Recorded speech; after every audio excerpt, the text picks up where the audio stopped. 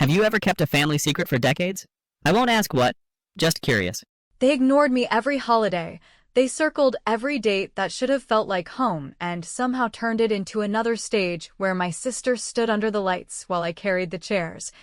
And when the gifts were handed out, there was always something shiny for her and something practical for me. And then came the year when the practical turned into nothing at all while she opened the kind of generosity people brag about at brunch.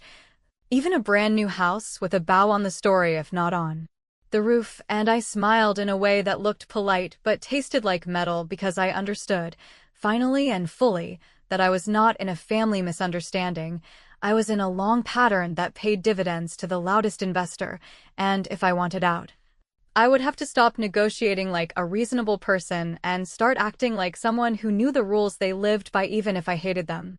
My mother called it tradition when she assigned me the chores. My father called it teasing when he joked that my sister was the one who landed on her feet, and my sister called it love when she posted photos of the house our parents helped her buy with a caption about blessed beginnings, and I sat there with my phone in my hand and scrolled through comments from her friends while I remembered every time I flew home on short notice to fix some problem for them because I was the competent one, the dependable one, the one who did not need help, which is a flattering sentence until you realize it is also a sentence that locks you in a room where you keep paying and no one notices unless you stop, and I had never stopped, not once, because I kept believing there would be a year when they remembered what I had done and met me halfway. Thanksgiving rolled into Christmas the way it always does, like one long hallway with different decorations, and at the table my mother lifted a glass to my sister's new mortgage and the great interest rate. And my father told the story about how she had always been a go-getter while he nudged me to cut the pie because I was good with a knife. And everyone laughed even though nothing in that sentence was funny. And when the plates were passed there was a gift card for gas tucked inside my envelope, which would have been fine if we were still in college, and I had not spent the past year covering last-minute plane tickets, taking unpaid days from work to be present for their emergencies, and quietly paying the family phone plan for everyone because it was easier than explaining why I should not have to, and I felt the kind of tired that lives behind your ribs, a tired that does not ask for a nap, it asks for a new strategy. I should say this out loud because it matters for what comes next. I am not a saint, and I am not a victim. I am a woman who learned to keep the receipts, who learned that when people say you do not need help, what they are really saying is that they do not want to give it. And once you accept that truth, you stop pleading and start taking inventory. And when my sister waved her keys at me and asked if I wanted a tour, even though I had followed every inch of that house through her posts for months, I said sure, and I smiled while she walked me through rooms paid for by people who never paid attention to mine, and I noticed the little things she did not think mattered, like the mortgage servicer magnet on the fridge and the county tax notice stuck with a clip under a family photo, and I tucked those details away because my brain does that automatically now. It files things by future usefulness rather than fairness. The ride back to my parents' place was quiet because I made it quiet, and when my father asked if I was sulking, I told him I was thinking, and when my mother said not to be jealous because life evens out, I almost laughed because I suddenly understood that life does not even out on its own. People even it, or they do not, and the ones who do not always call themselves realists. And in that moment, I stopped trying to audition for a part one was never going to get because the casting was already set, which is when the part of my mind that stays calm during fires walked me back through a memory I had not visited in years. The afternoon after my grandfather's funeral, when I helped my father sort paperwork, and he asked me to sign a document because my name was already on the deed to a small duplex my grandparents had put in joint title as a tax convenience. And I signed because I was in grief, and he said it was temporary, and we never spoke of it again, not until my memory brought the image into focus with that stubborn clarity you cannot unsee once you see it. Here is where the hook tightens, because once you realize you have been waiting your whole life for the apology that will not come, you either shrink or you design your own closure, and I chose design. So while everyone ate dessert and argued about football, I excused myself, sat at the old desktop in the den that still made the humming sound it made when we were kids, and I opened the county records portal that I had used once or twice for work, and I typed in my last name and my father's, and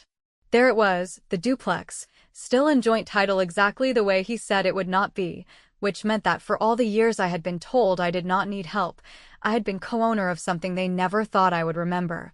And it felt like finding a key in a jacket you almost donated, the key to a room where you could finally speak in a voice that did not shake. I did not rage, I did not announce anything. I did not blast a message in the family group chat. I simply sent a calm email to the property manager listed on the most recent tax notice, attached the deed that showed my name, introduced myself as the co-owner, and asked for the lease, the deposit records, and the current bank instructions, and I CC'd my personal attorney not because I wanted a fight, but because I wanted the paper trail to be clean. And by the time the coffee was poured I had a reply, friendly and relieved, because apparently the tenants had been asking for a couple of repairs my parents were ignoring, and the manager said he would be happy to work with me on a new account structure that reflected ownership correctly, which meant the rent would no longer disappear into a black hole while I got lectures about resilience. That was my first move. Not a speech, not a scene, just a quiet correction of the story they kept telling about who needed what and who deserved what, and before I walked back into the kitchen I set up a new escrow account in my name for my share. Authorized the repairs the tenants needed, because I actually like things to work when people pay for them, and scheduled a call for the following week to review past records, and when my sister waved her keys again I waved back, and I smiled in a way that finally felt like mine, because I knew something they did not know yet, and when they would learn it, their faces would be exactly what they have earned. The following week started like any other grown-up week where you juggle work, bills, and the stray guilt texts from relatives who only remember you when they need something. But underneath the calendar and the errands I was moving pieces that did not make noise yet had weight, because once I saw my name on that deed I stopped treating my life like a favor I owed them and started treating it like an account with a balance. So I called my attorney and said I wanted two things that were not dramatic but were decisive. First, a recorded notice at the county that reflected my ownership and required my written consent for any mortgage, refinance, or lien event. And second, a clean split of rental proceeds with a ledger that you could read without a decoder ring. And while the paralegal processed forms and scheduled filings, I kept my voice exactly the same in the family chat, dropping little responses and thumbs to keep the water still, because still water makes reflection easy, and I wanted them to see exactly what they had taught me about patience.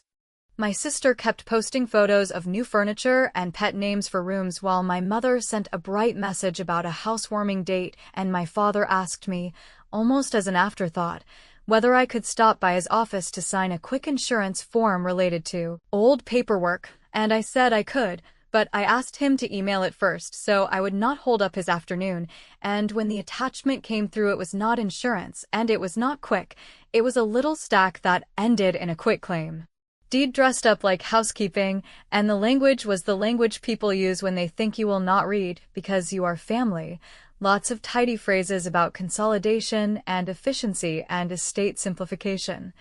And I sat there in my kitchen and read every line out loud to myself, not because I needed to but because hearing the words is a good way to erase the fog of obligation, and once the fog cleared I replied with the kind of politeness that leaves no handhold, thanking him for sending and letting him know that given my co-ownership I was paying for a title review and would revert with my counsel's notes, which is a gentle way of saying, I see you, and not today.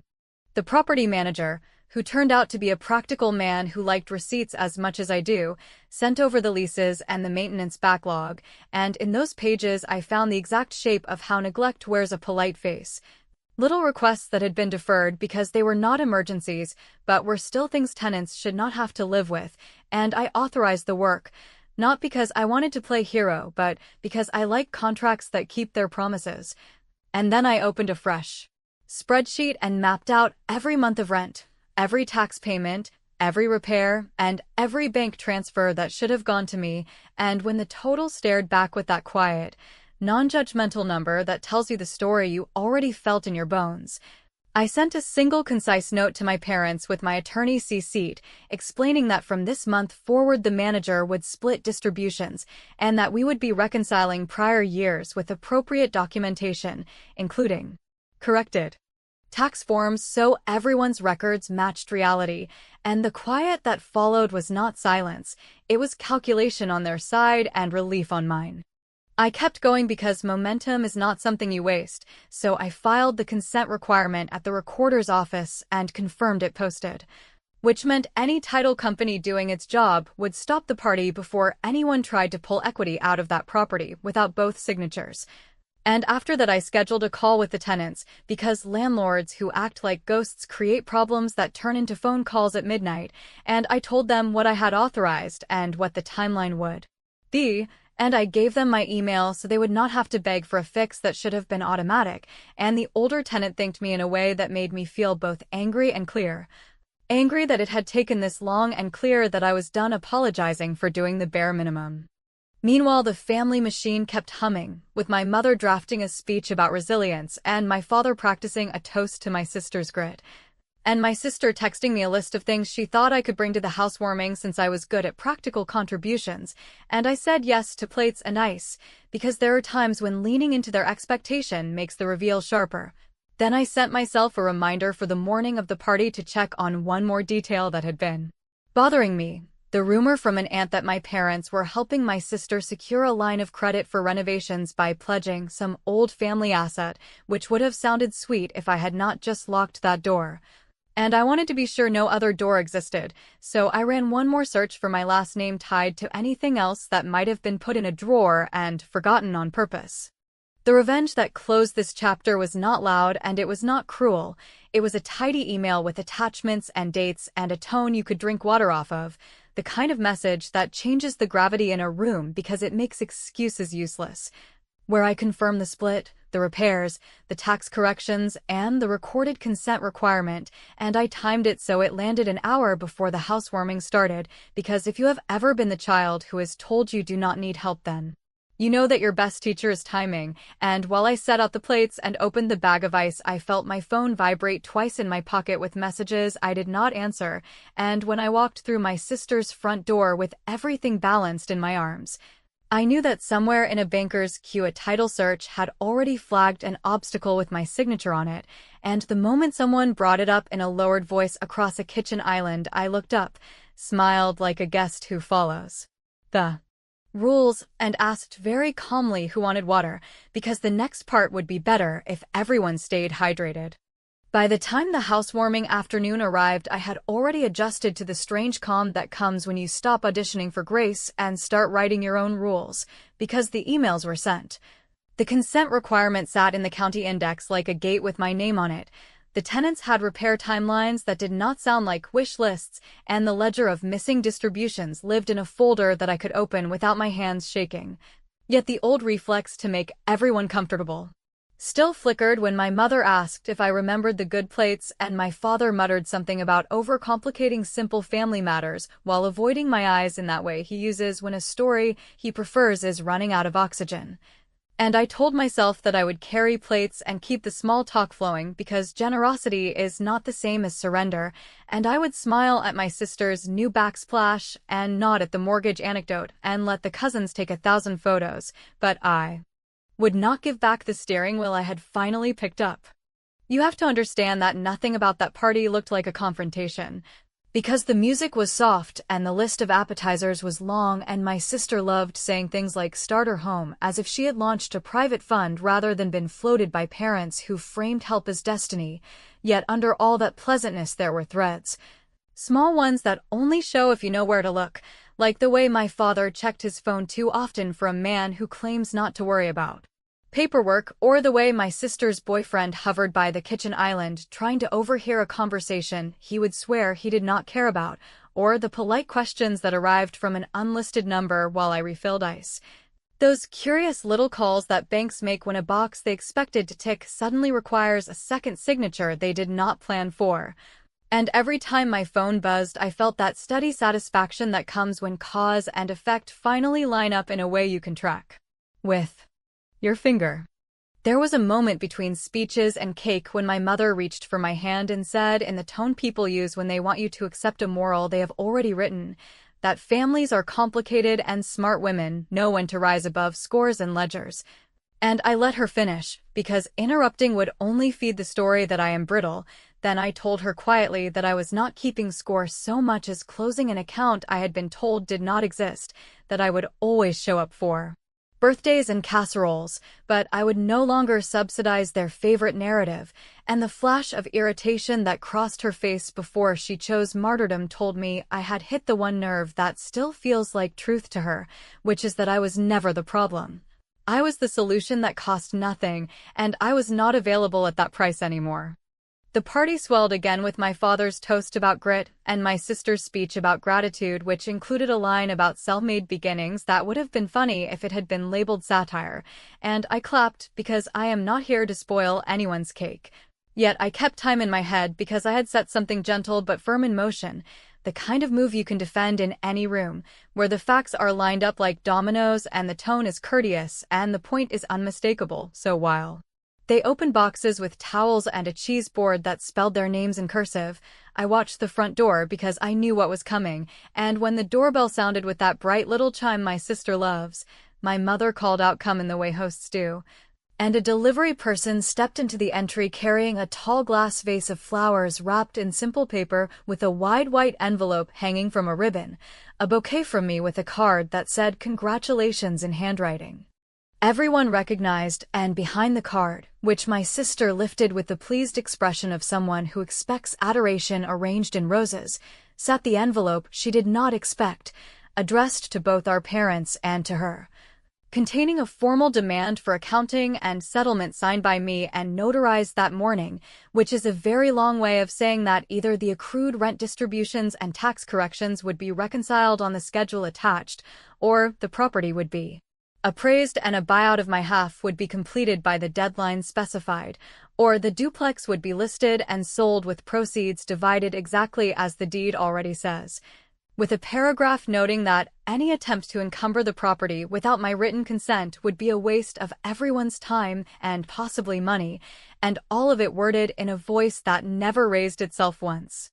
I watched comprehension land the way it always does in rooms like that, slowly at first with a laugh and a shrug, then faster as eyes move across numbers they cannot charm into different shapes, and for a second I almost softened, because habits do not die politely. Yet when my father looked at me with a kind of wounded theatrics and asked why I would embarrass the family on a happy day, I reminded him that nothing about a bouquet is embarrassing unless you are allergic to accountability, and that I chose today precisely because it is the day they picked to perform generosity, which means they could live with what generosity feels like when it has boundaries, and I lifted my glass to my sister and told her, sincerely and without heat, that she would be fine, that I was not coming for her kitchen or her keys, that all I had done was put the truth on paper and bring it to the party in a vase, and while the room tried to decide whether to keep clapping or go quiet, the revenge that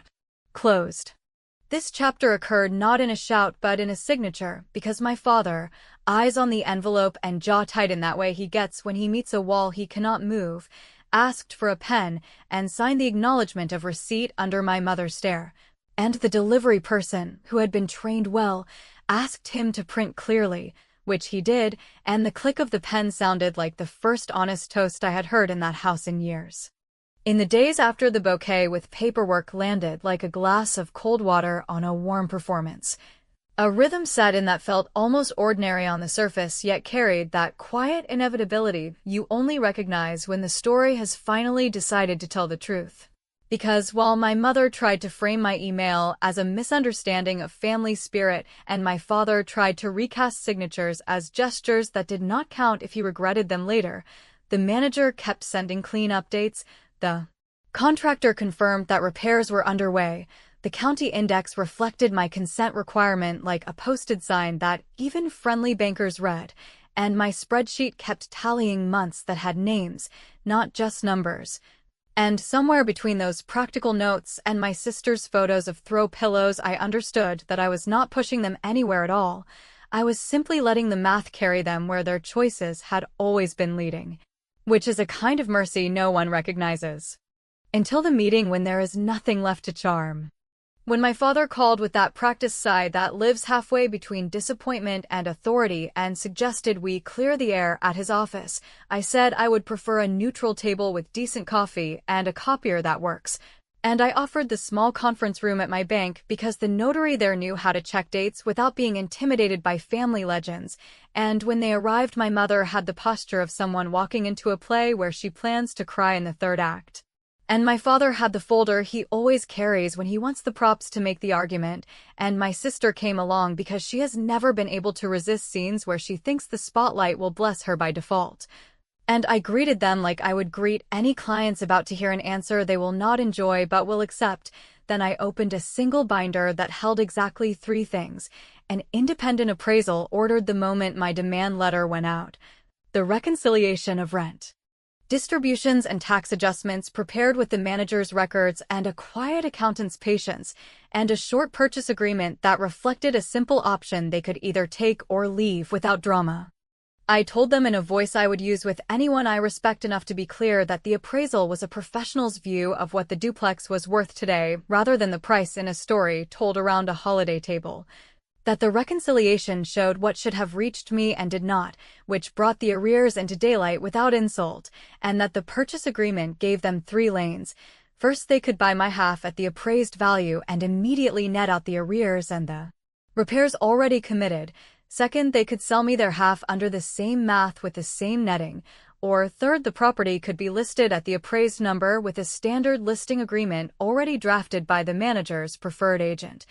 which meant strangers would decide what pride could not, and I added that any attempt to open a 4th lane called later would run into the consent requirement already recorded, the banker's due diligence already aware, and the calendar already moving, so we would be better off using clocks rather than feelings. My mother shifted to the moral register and told me families do not invoice one another, and I said gently that families who do not invoice one another should not run rent through a black box and then tell the quiet child she is rich in character. And my father pointed at the appraisal and insisted the market was softer last spring when they handled things, and I said that last spring is not today, and today is where papers get signed, and my sister asked why I would force a sale when she is just starting her life, and I told her I was not forcing anything, that the lanes were generous, that I would even give them a preference for the option where they could keep the asset if they wanted to put actual money where their speeches lived. And, while the room vibrated with small objections that had already expired, the banker knocked and stepped in with the notary and a printout of the wire instructions I had placed on hold in case the option they would take was the one I expected, which is the option where people who have treated you as a utility finally hand you the cord. There is a silence that does not feel triumphant so much as precise, and it arrived when my father picked up the reconciliation and walked through the months with his mouth, not his pride, because month by month leaves very little room for mythology. And when he reached the final page, he did not slam anything. He only asked whether the offset would apply at closing if they sold me their half. And I said of course, because fairness is even sweeter when it is boring, and then I took out the purchase agreement already filled with their names on the seller line, my name on the buyer line, the appraised price, the credits for arrears and repairs, the allocation of closing costs that mirrored the norm rather than the legend, and a closing date that had enough days to breathe without giving nostalgia time to grow teeth. And I watched the understanding land in his shoulders as he realized that the check he thought he would receive would be smaller than the speeches he had rehearsed, and that there would be no leverage left for the loan officer trying to thread my duplex into my sister's renovation fantasy. The revenge that closed this chapter did not arrive as a raised voice or a door slam. It arrived as a smooth sequence of adult tasks that kept meeting their marks in a room where excuses had nowhere to stand. Because after the notary verified identification and the banker confirmed that the wire placeholders could be activated within the hour and the manager emailed to confirm receipt of the forthcoming deed update, my father asked for a pen the way men ask for a tool when a thing will not unscrew itself, and my mother put her hand on his and told him to wait until they could speak alone, and I said we could take all the time they needed, but that the interest rate on my patience had already reset, and then I watched them sign. Not because I needed the theater, but because I needed the sound that came right after, the quiet of a door that finally closes without my shoulder against it, and when the banker handed me the stamped copies and the notary sealed the deed for recording that afternoon. I sent one message to the manager authorizing immediate scheduling for the last of the tenant repairs under the new ownership line, and one more to the lender working the line of credit for my sister's renovations, simply stating that any inquiries regarding collateral tied to the duplex should be directed to me as sole owner, which is a bland sentence that holds teeth. And when I left the bank, I did not look back, because the papers were already walking themselves to the recorder. And the next time my family wanted to tell a story about generosity, the stage would not be theirs alone. By the time the deed stamped, the wire settled, and the manager switched the account header to my name alone, the noise around me had faded into that useful quiet where you can hear your own thinking without having to defend it. And in that quiet, I did two things that looked small from the outside, yet changed the shape of the room for good. First, I moved the duplex into a simple company, so the rent and repairs would never again mingle with family legend.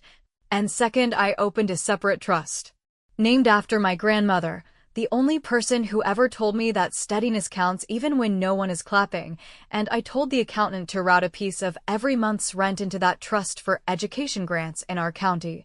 which meant that for the first time in a very long time the money moving through our last name would be documented, useful, and out of reach of speeches. While that structure clicked into place, I kept tracing the paper trail left behind by the gift that had been called a house and dressed up like destiny. And in the old file boxes stacked in my father's office, I found something I had not expected yet immediately recognized for what it was. A promissory note my parents had asked my sister to sign when they helped her with the down payment so they could call it a loan if anyone important asked, and a gift if anyone sentimental did. A tidy stack, with terms that were never enforced, interest that was never charged, and signatures that were very real, and I sat with that file for a long minute, because I am not interested in hurting people for sport. Then I called my attorney and asked a question that gets right to the point. Could my parents assign their interest in that note to the new trust if they wished to convert self-serving generosity into something that actually benefits more than one person? And the answer was yes, provided they signed with a notary, which my bank conveniently keeps on a stool near the copier. I invited them to meet me the week before Christmas with the line that always works on them, that it would be easier to do the boring things once and never talk about them again. And at the bank, I placed 2 folders on the table with that respectful, calm people mistake for softness. The first folder held the assignment of their interest in the old note into the grandmother trust, which would convert their pretend loan into a real stream of payments earmarked for scholarships and tenant emergency repairs, and the second folder held the alternative, an affidavit acknowledging that the down payment had been a gift from day one and consenting to amended filings that would make the tax story match the song. And I told them there was no trap, that they could choose either lane, but that pretending would end this afternoon. And after a short performance about betrayal, my father did the arithmetic that has no adjectives, realized that assigning the note would cost him less pride than amending filings, and signed the assignment while my mother fretted about optics and my sister shifted in her seat, because for the first time the word accountability had wandered into a conversation that always ended with me cutting pie.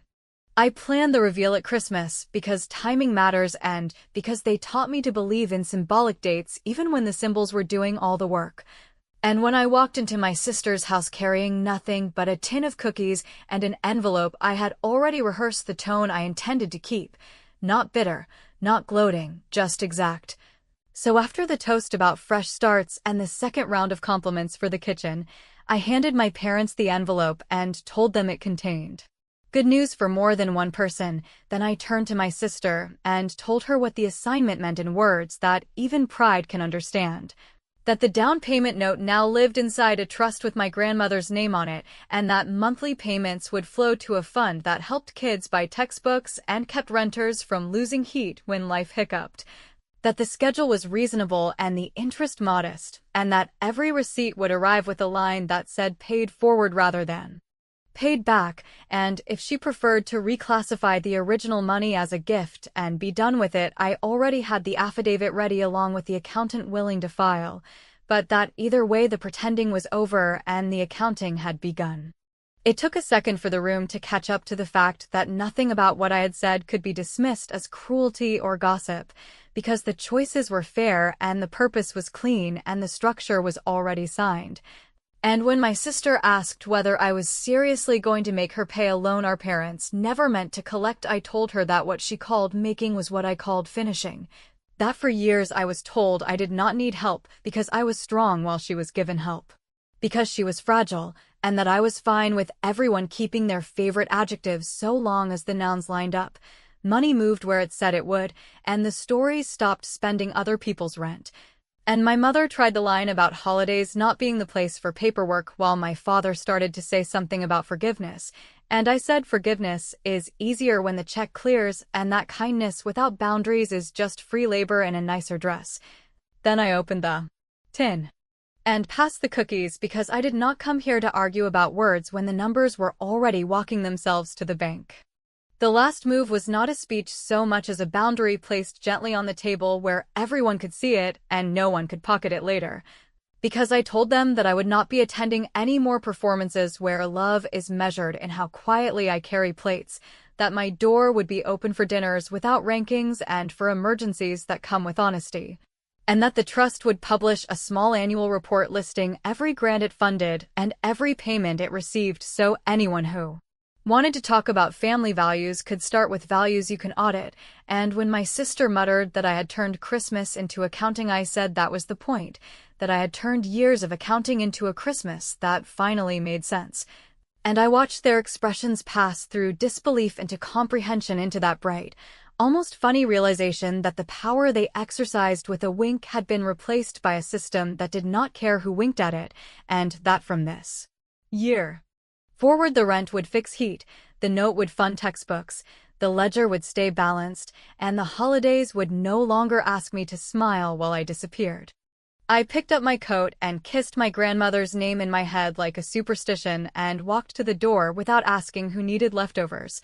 And as I reached the porch, my sister called my name with that mix of anger and curiosity that follows people who thought the rules were ornamental. She asked how long I had been planning all of this. And I told her the truth that tastes simple only when it is finally said out loud, that I smiled, waited, and then made my move, and that their faces were priceless.